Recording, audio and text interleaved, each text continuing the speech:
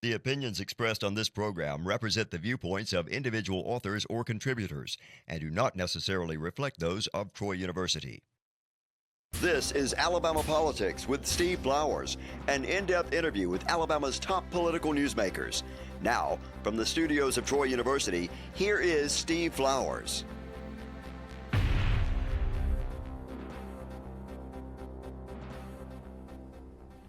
I'm Steve Flowers, and welcome to Alabama Politics.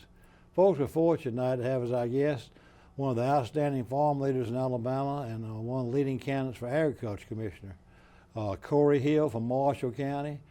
Folks, that's going to be one of the best races on the ballot right around the corner in May, because our current Agriculture Commissioner, Rick Pate, is term limited. He served his 8 years. Y'all see him on the show. I have him on once a year.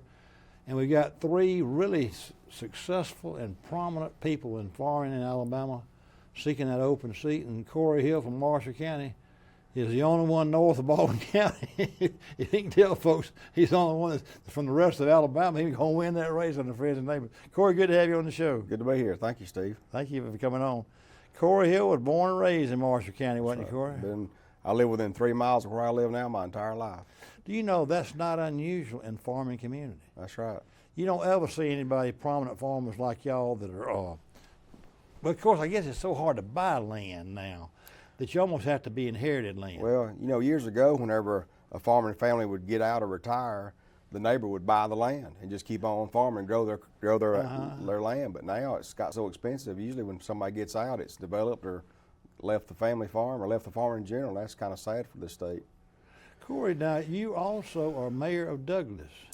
Yeah, I've been the mayor since 2012. We were sitting around one day and we all drew straws and I lost. And I had the opportunity to be mayor. How many people live in Douglas? There's about 850 in the corporate limits. But now we have a 5A school with 2,600 kids on campus. It's a county school, so we pull from a big area. But it's what's the name of y'all's high school? Douglas High School. Douglas Eagle. Who all do y'all play in sports at 5A? We're 5A, Boaz, Scottsboro. Are they 5A too? Right, yeah. I thought they were bigger than that. No, they're 5A. I don't know how they do it, but they're. You know, the points you make about your hometown of Douglas and your high school, and I guess folks who know Alabama know this, but unless you really think about it, folks, the people and votes in the state are in North Alabama. And I think nowadays candidates understand that, but you know, and plus, the example I give is that where my home county is in Troy, in Pike County, well, the city of Troy is 20,000 people, but the county ain't but 30,000. Yeah. Whereas you go up there to your county, Albertville, maybe 18,000 or 20,000, biggest city in Marshall. That's right. But the county's got 80,000 people in it. That's true. Yep. See, that's true all over North Alabama. Yeah. So a lot of folks live outside the city limits in North Alabama. You got Gunnersville with like 8,000 people, Boaz with 8 or 9, Aberville with 20, Arab with 8 or 9,000, and you know Grant's got about 1,000 like we do in Douglas, and everybody else. I mean, people live in the county for a reason. They want to be kind of left alone and do their thing and not be told what to do. And speaking of that, your county has grown a lot. I think that it's grown without y'all really caring whether it grew or not, because y'all like the pristineness of that beautiful Marshall County lakes and everything, and that is by far the prettiest part of Alabama. It's really pretty, and we take it for granted. There's no doubt we do. I got friends in Baldwin County that drive up there to the state park every year for a vacation and stay there for a week with their kids and camp. And you know, we all hightail it to the beach every year. It's kind of it's kind of backwards how we do things. When I first started writing my column, I would get out and visit all the papers in the state and thank them for running my column and visit with them. But that's been 15 years ago, so I quit doing that. But I never forget, I really didn't know that much about your northeast part of Alabama. I knew studying about it, you know, the people and everything, but not really knowing the terrain. But once I got up there, I swear it was in the fall of the year, Corey, and I have never seen a prettier foliage. It was early November or late October, and I'd gone up past Cheaha to Scottsboro, and there was a little paper up in Stevenson in North Jackson County. They had a little paper up there, and I visited. I told Steve Livingston this, coming down that mountain, that was the prettiest view. Right there at Pisgah? Yeah. You're right, it's beautiful. In the fall of the year, I tell candidates like you that are running statewide office, I say, I know y'all got some control over y'all's schedule. I believe I'd schedule myself to be up in that northeast part of the state in the fall of the year. I'll tell you something else that's pretty to do. A lot of people don't have the opportunity to do it. Is take a boat ride from Guntersville up towards Chattanooga to Scottsboro. You can't go all the way to Chattanooga; it take a long time. But in the fall of the year, riding up that river, man, it is beautiful. See all those trees on both sides of the river. Corey, now what all do you do at your farm? Man, we've never been row crop guys. We tried peanuts one time a long time ago, and boy, Peanuts in that part of the state? Yeah, we had peanuts, just about 5 or 6 acres. But we was picking them by hand and drying them by hand. It was like work, you know. So we had a grocery store, so we was trying to grow some sell in stores. How it come about, but we're in the poultry business. We have everybody up there just about it. Yeah, it's everywhere. We currently have 5 breeder pullet houses, and we have about 120 mama cows. And then we have a grocery store that we operate in. I knew you. Now, your wife's name's Stephanie? Stephanie, that's right. Now, is she from up there, too? We went to high school together, high school sweethearts, yeah. Did y'all go to the school She chased me, and finally I give in. I'm just kidding. That ain't the way it works. Now, did y'all grew up right there together? Sure did. Yeah. Now, what high school is it again? Douglas High School. Uh-huh. Yeah, we went, her mom's family is from Bessemer, Hueytown, Concord area. But they ended up moving to the Douglas area, and where her dad's from. He was one of 9 kids. He was from up there, though. Sure was. Did you know her family before she moved up there? What grade did she move up there from? No, she was born there. Okay. She was actually born there. Her mom and dad met before they even got married. And now, what children do y'all have? Y'all have children? Yeah, we got 3 kids. We got a 30-year-old stay-at-home mom with 2 kids, and we got twin boy and a girl. And our daughter, the twin daughter, she works at the hospital. In the hospitals in Guntersville? In Boaz. She works at Boaz. Right. And then our son, he's back on the farm, working the farm with us. He's kind of taking over that. Now, you're doing mostly all poultry now? Yes. We have cattle. Cattle's kind of been, I mean, we've never really made a living in cattle. You kind of can now a little bit. It's tough. It's still tough, but I mean, you can make a little money in cattle now. But cattle was always just a sideline for our poultry operation. But we make our money in the chicken business. Your family is 4th generation, aren't they? Mm-hmm. So that means that on your mama and daddy's side. On my mama's side, my papa Copeland grew up in Douglas. His name was Copeland. Called him Tater Man Copeland. Grew sweet taters right there. Right there in Marshall County. Mm-hmm. The house my mom grew up in had a dirt floor basement. And that's where they kept all the potatoes, and they keep them cool in that basement. And I remember playing in that basement, dirt floor basement, when I was growing up. This is your great grandfather. Oh, my grandfather, actually. Grandfather. My grandfather. Uh-huh. So when you're talking about, wouldn't you go back further than that? You're 4th generation. Yeah. His parents grew up on the same land right there. Yeah, the same land you do now. And I never knew them. I never, unfortunately, I never. What are you, about 50? 55. 55. So that's a good age to run for ag commissioner. You'd be a good ag commissioner. It's a good age and everything. Good time in life. Your children out of the house. Yeah, your baby is out of the house. She's the one. Twins are 28. We thought we was going to be empty nesters for a while and get to travel, but as soon as the kids got married, they kind of, I guess, having a contest who can have the most grandkids for us. So we had 6 grandkids in 5 years. Stephanie loves it, doesn't she? Oh man, she's home with them and she's having a ball. Now, Corey, going back to so does Marshall border Cullman? They border each other. That's what I'm thinking. That tells me about that area. Is because I think those Germans that settled Cullman may have been sort of the same concept with their agriculture. Everything in the state was agricultural oriented when your great-great-grandparents started farming up there. I believe those Germans did potatoes mostly. There's a lot of sweet potatoes in Cullman County. So it went over across the board to Marshall. So Marshall, Cullman, and yeah, there's not many in Marshall now. Probably not many. Everything's poultry now, ain't it? Everything's poultry, and there's some row crops, some corn, and a little bit of cotton. Not much cotton, corn and soybeans, and poultry and cattle. Poultry. That's where it first caught on in the state, is in your area. Mm-hmm. So did your parents start poultry? My dad had broiler houses one for of the over first 40 ones? years. Was your daddy before him do it? No, my daddy had a rough upbringing. His daddy left him whenever he was in the womb. He didn't have a daddy. So it was your mama's land. So my mama's family. And they were doing. And they all had potatoes. Was your granddad doing poultry mostly? No, he had potatoes. Potatoes, all he had. Okay, potatoes. so your daddy and mama started poultry. My daddy started poultry. When did poultry take on in Alabama? What year? About been in the 70s. It had to been in the 70s. I remember growing up working in some chicken houses in the early 80s. You know, I've developed real close relationships with the legislators up there in the last couple of decades. I loved, you know who I served in the House with?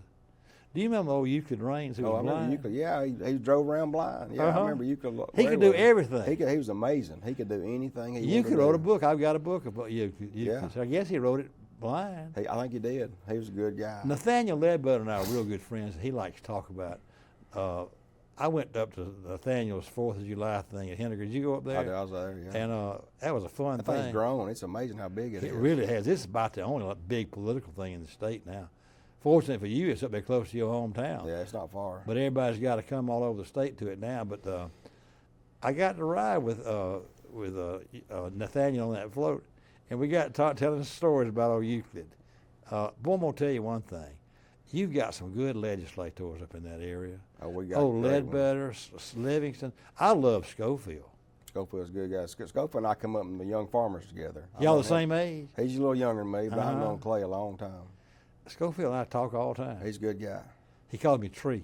I guess so. We all about. He ain't much shorter than you, is he? He's a little bit shorter than me, but I got that nickname in college. He loves to say it. Say, old Tree. Yeah. But I got talking to him because I knew poultry was big. And I said to him, I says, because when KI was pushing that gas tax, which I was for, I advocated for it, because we needed to fix the roads and do things. He was going to do more than that. But the first senators that came on board were Schofield and Livingston and the ones from all through your area. And I thought to myself, well, why are they so much for this? I said, I called and said, Schofield, why y'all, I'm for it too. I think it's going to pass, but why y'all so much for it? He says, Tree, our poultry farmers need their docks expanded down there, and it was the money to go. A lot of that money went to the docks. It did. To widen, and he said our farmers can't ship their stuff down there. Mm-hmm. And what generally as conservatives, we're against new taxes too, but that one was a tough one because there's a lot of that money. I think 30% went to the counties, which was where we'd been left out all them years. Most of it went to state or big towns, but those roads and bridges hauling that poultry feed and poultry was but school buses That's too. another reason. Yeah, that was a big deal for us in the country supporting that because what it done for bridges and the buses too and counties. Corey, most of your friends in Alpha and Marshall and Blunt and Coleman and DeKalb, poultry's the biggest thing, isn't it? I think so, yeah. There's some row crop guys and some cattle. There's only a few people I know in North Alabama making money. I mean, for a living in the cattle business. Most of them's row crops or poultry. Poultry's a big thing. Corey, now you were real active in Alpha. When did you get interested in Alpha? When you were a little boy? Not really. Whenever I didn't know much about the Farmers Federation. When I was 23 years old, we'd been married a couple of years. We was at the restaurant eating lunch one day. We'd been working in the chicken house, and some guys there invited me to a young farmers meeting, actually. And I didn't even know there's such a thing existed. So at 23, me and Steady went to our first meeting and kind of got involved and just fell in love with it. You know, what the camaraderie, the fellowship. You know, I told this story the other day. We went to, was in Defuniak Springs, headed to Sandestin to a conference this summer, and had issues with farm Alpha meeting. It was actually the Grocery Association. Oh yeah, No, it's Poaching Egg. I'm sorry, it's Poaching Egg. And had car trouble. It was a Sunday afternoon at 4 o'clock. So I got on Facebook and said, does anybody in Defuniak Springs have any car I can borrow? No, I got a situation here. And had several people reach out because on Sunday afternoon you can't rent a car, nobody's around. I had 2 people that I know through the Farmers Federation within an hour's drive call me and say, hey, I'm an hour away, I can bring you a car. You can sleep on my floor, on my couch, whatever you need to do, you call me. End up getting our car fixed. I found a local guy there that could do it, and I called those guys back. But that's just what you get with the Farmers Federation. You get that family. No matter where you are in the state, there's somebody you can call that's going to have your back. It really is family. Yep. I feel close to Alpha. I felt that way. I was close to him in the legislature. And there's some of my best friends, old guys like Dorman Grace and Steve Dunn. And I want to call the guy in Huntsville, I forget his name. We're good friends with. What's the guy in Huntsville? That's him and Ray. Rex Vaughn. Rex Vaughn. I love Rex. Rex is a good guy, and Dorman too. Carroll, my boy. I've known both those boys all their life. Chris Carroll and my home county. Billy Hickson. Billy Hickson. I know his mom and daddy. They were some of my best supporters. Now the Billy's in the cow business pretty big. He told me that the other day. I asked him what he was doing. Yeah, Billy's pretty good cattleman. Go back to this job now. When did you decide to run for ag commissioner? You know, I thought about it. I thought I've enjoyed politics. I've enjoyed serving, giving back. You know, I was class president in high school. I've been on city council. I just always on committees. Love the opportunity because my mom and daddy taught me if you ain't gonna help make it better, don't complain about how bad it is. So I've always had that mentality. So I thought about what legislature, this and that, and then whenever Rick got elected, I thought, well, you know, small town mayor. Perfect, just like you. Wasn't involved in politics. He just kind of said, I'm going to run, and he did it. I thought. So I went and met with Rick and talked to him, had lunch with him a couple of times, and got to know him, and we're friends to this day. And thought, well, crap, if Rick Pate can do it, I can do it. So I started investigating, talking to folks, and felt like I had a chance, and I still feel like I got a chance to win this thing. Almost the same. You have the same scenario. Yeah. Fourth generation farm family. But you've got an advantage he did not have in that you're in that vote-rich part of the state. Not just that, but your two opponents are stuck down there in Mobile and Baldwin County. Yeah, that's right. They're good people. They were great people. They're Yeah. good opponents. Y'all all three are good people for that race. But you know, ain't nobody north of Mobile.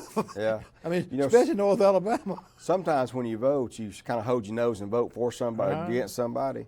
In this Ag Commission race, I will say there's 3 quality people that can do that job. I feel like I'm the most qualified, and certainly I'm here to advocate for that. But you know, you can't go wrong. There's some good folks in this race. I agree with you. I've said that every time somebody asks me, says that race has got 3 people in it. I believe all 3 of them are perfectly suited for that job. I was speaking to some folks yesterday, some women GOP meeting, and I told them that ballot shouldn't be at the bottom of the ballot. It ought to be up there with governor. It's a consumer protection agency. Rick Pate said that many times. People don't understand what that does. Tell everybody what all that job does. There's so much to it. I mean, food safety is the paramount thing. If we ain't got food safety, and food safety is more than just a safety issue with health. There's an economic benefit to food safety because so many things can happen whenever somebody can't produce food. But you know, of course, the gas pumps, everybody sees the tag on the gas pumps, but the scales in grocery stores, farmers markets, and the hardware store where they weigh your nails, I mean, that's regulated by the Ag Department. These log trucks that's getting weighed at the scales, the chicken trucks going to the poultry plants getting weighed, that's regulated. The feed and seed, if you go in the grocery store, they come in our store, secret shoppers, I guess, and they'll buy a pack of hamburger meat, take it back to the lab, and if I advertise it as 85% lean, it better be 85% lean or I get a phone call. It just protects the consumer to know you're getting what you pay for. And they might grab a box of Cheerios off the shelf and take it back to the lab, make sure it's a 12-ounce box, it's got 12 ounces in it. And they'll analyze, you know, a lot of times you have these food recalls, this is how it's caught, these labs across the country, not just Alabama. They'll analyze these food, maybe Cheerios may have something in it that ain't on the label. And they'll flag that and say, we got a problem. So there's over 300 employees over there now, and there's probably 600 during peanut harvest season. They hire a lot of part-time guys, but it's a pretty big agency. I knew it was the biggest. It's huge, yeah. It's the second biggest thing. They're right. I'll be second on the ballot. It's more important than people give you credit. I've had so many people tell me, well, I wished I lived in Marshall County, I'd vote for you. I mean, they just don't know. And then they say, well, I don't know. I don't know what that does. You know, and some people, I've had one guy tell me, said, I've never voted for that job because I didn't know what it did. I just always skip it on the ballot. Because of that. People just don't know what it is. It's a big deal. It's a big job. Matter of fact, I had somebody from Florida tell me that it's actually listed second on the ballot. Well, you in know, Florida, the thing about it, Lieutenant Governor really doesn't do anything. Well, I mean, you preside over the Senate, but and some of the other jobs don't have a real lot of work to it, but you got 300 employees. Yeah. You run the biggest agency in the state, and agriculture is still the number one industry. It is, yeah. So I've had the agriculture commissioner on my show. This show we're sitting on for at least a decade. I had John McMillan on when he was ag commissioner every year, and I have Rick Pate on. I bet you every year he's been ag commissioner the last 8 years. And I always look back at those shows and I ask him invariably this question. I say, how does the produce or commodities of agriculture in the state, how does it rank? Like, poultry's always been number one in the last decade. Is that still? That's always. Right. I think I had Rick on about a month ago and asking the same question. Poultry's always been number one, but what has transcended in the last decade? Forestry's grown a lot. Yeah, forestry. Yeah. Forestry's grown a lot, and do you know they wouldn't know for sure, but it got to where one time, and this was in Rick's term, it got to be that sod farming and landscaping moved in the top 10, if not top 5, out of Mobile and Baldwin Wouldn't County. be surprised. Nobody mows their own yard anymore. Even folks out in the country pay somebody. You see all them trucks up down the road doing yard work, and they're going, while they're there, they're going to do some yard work. They're going to prune and fix up and resod, and all these subdivisions are all sodded. That shows Alabama's moving into a more urban state, that everybody has the yards cut. Yeah, that's right. And manicured. Yeah. Especially counties like Baldwin. I had a guy Those tell me. Baldwin and Shelby.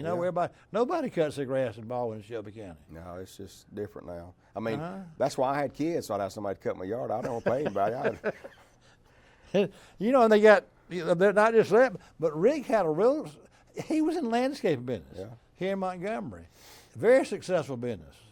I think he had a lot of commercial accounts too. I think so. There's a lot of those guys that do very well in that business because people don't want to fool with him when they're busy with life. I mean, when I was growing up, we had rec ball and we went to church and school. Now these kids are so busy, mom and dad ain't got time to mow the yard. They're so busy chasing their kids around, playing sports and this. I have that with my grandchildren now. I try to see them and they'll say, "Daddy, we're going to be at this soccer game tomorrow," and I'm thinking, well, where is it located? I got to go to it, I guess, But as a grandfather, I go to things all the time. Oh yeah. But I live primarily in Birmingham now, Ross Bridge, and both my daughters are there, and I go to all their ball games, all 3 of my grandchildren's games.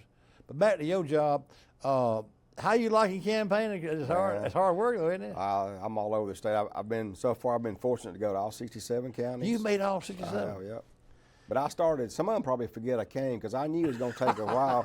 I started in the fall of 23, and my goal was to get done by the end of 24. So you started early on. I did, but I didn't make it by 24. So I finished up in 25 finally, a few counties. But further south you go, some of the folks don't meet as often as North Alabama people do. But I've enjoyed it. I love talking to people. One of my kids said one time, "Daddy, I believe you could talk the horns off a billy goat and still be talking when they grew back." So that's kind of, I don't meet a stranger. I like to talk to people and learn about folks. So I've enjoyed it. I mean, there's been some. Did you know all the Alpha people? You're president of your local Alpha county. I have been. I'm not currently the president. Are you the regional person? Or I'm not even the regional guy. Chris Carroll is an Ozark, isn't he? He's the vice president in Ozark. Rex Bond was our vice president. Yeah. He's term limited. Yeah, they only do 10 years now to move on. I think Bill Cook in Montgomery's term limited, didn't he? Bill Cook's term. They're all 10 years, and they got them now. The vice presidents, the actual the state board members, they can serve 9 years. Okay. I think that's what they do. But the vice presidents can do 10 years. And Rex done that. Rex was a good vice president for us. Me and him become really good friends. He had all the Tennessee Valley counties? He did, right across the north part of the state. And his wife passed away suddenly, unfortunately, and he's had a rough time. I ride up and have lunch with old Rex sometime, him and Steve Raby. Yeah, well, good. Who was Judge Heflin's. You remember Judge Heflin, who was our senator? I do remember that. He was young then. He was the last Alabama senator. He was chairman of agriculture. He single-handedly saved the peanut program. Oh, good. Yeah, that's good. He was a giant for agriculture. People talk about we need term limits, and we can't. I mean, the current system ain't gonna work with term limits. No. You got to have. And I remember when Katie Britt was running for Congress, Alpha got behind her there at the end, and people would talk to me about, not voting for her for whatever reason. In North Alabama, you had the Mo Brooks crowd that wanted Mo, and Mo's a good guy. But my argument was, with Katie, she's young enough; she could be there a while. We need to replicate what we're losing with Richard Shelby. Right.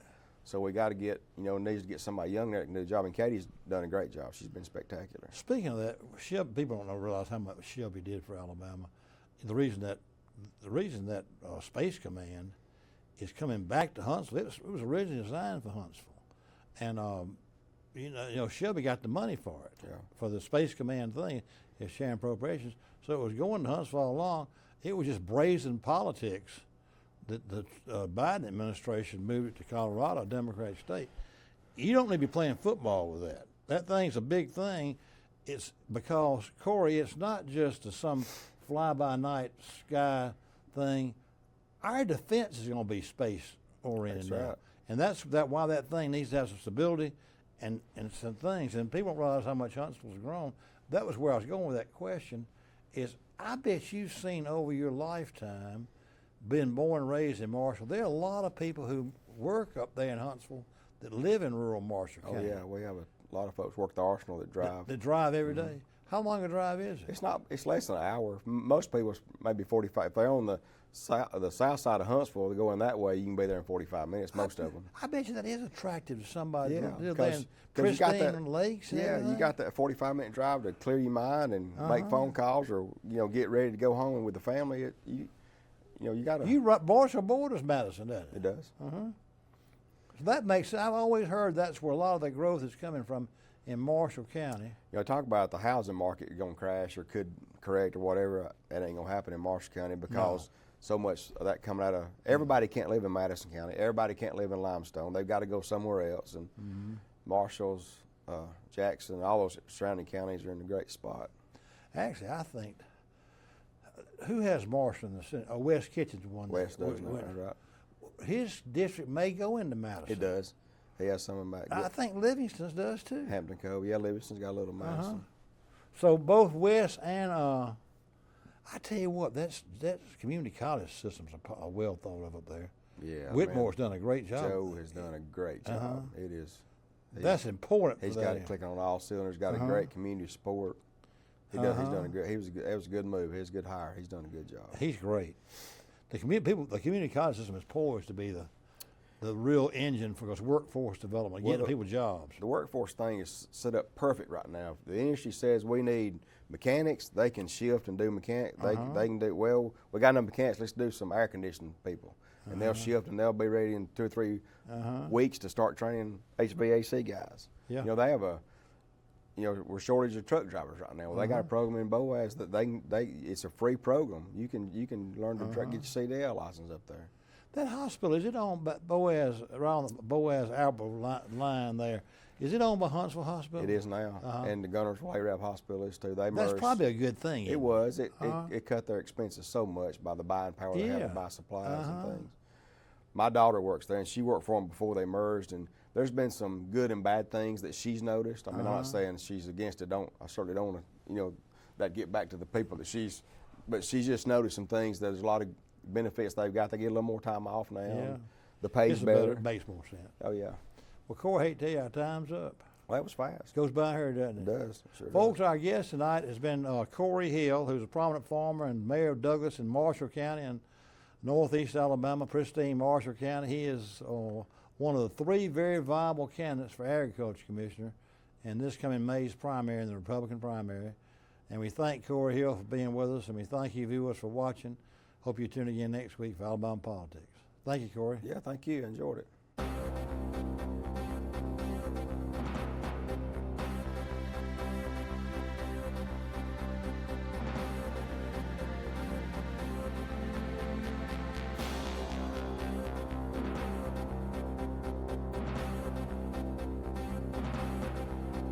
This has been Alabama Politics with Steve Flowers, a production of Troy University Television.